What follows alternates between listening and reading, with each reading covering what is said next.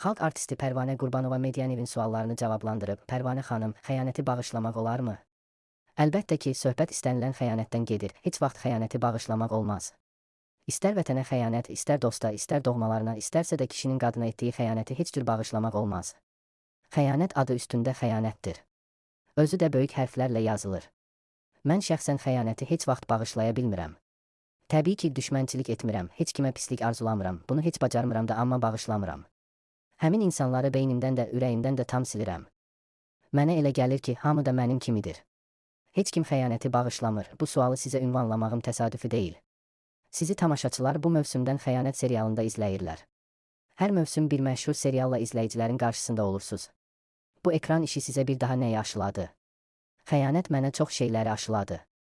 Yeni sevgiləri, tanışlıqları, insanları aşıladı. Böyük bir kollektivlə çalışdım, onları sevdim. Mən keçən il xəyanət serialına baxmırdım. Bilmirəm ki, hadisələr hansı yöndə inkişaf edib, necə olub. Əlbəttə ki, işimlə əlaqədar olaraq baxa bilmirdim. Mən də seriala çəkilirdim.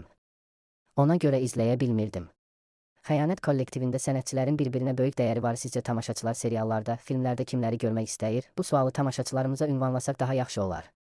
Çünki onlar bunu daha yaxşı bilirlər. Təbii ki, tamaşaçı yaxşı iş görmək istəyir. Həmin işlərdə də peşəkar aktyor və aktrisaların çəkilməsini arzulayır. Tamaşaçı süni və təbii sənətçini ayırt edə bilirmi? Əlbəttə ki, ayırt edə bilir.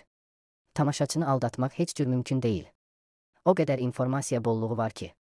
Bu dəqiqə canlı olmayan nələrsə süni intellekt vasitəsilə yaratmaq mümkündür. Amma canlı tamam başqadır. Buna görə də aktyorun təbii və süni oynamağı həmin an görünür.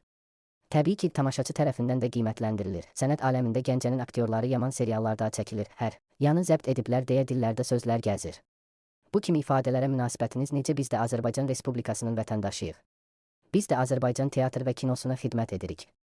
Sənətdə canımızı qoyuruq. Nə fərqi var ki? Gəncə Azərbaycanın döyünən bir ürəyi, köklü şəhəri deyilmi? Gəncə Azərbaycan teatrına və kinosuna korifeylər bəxş etməyibmi? Biz çəkicimizi bir yerə vururuq. Əgər bu sözü kimsə deyirsə, o nə torpağını, nə vətənini, nə də sənətini sevir. Yəqin ki, onu deyən adam özü heç kimdir.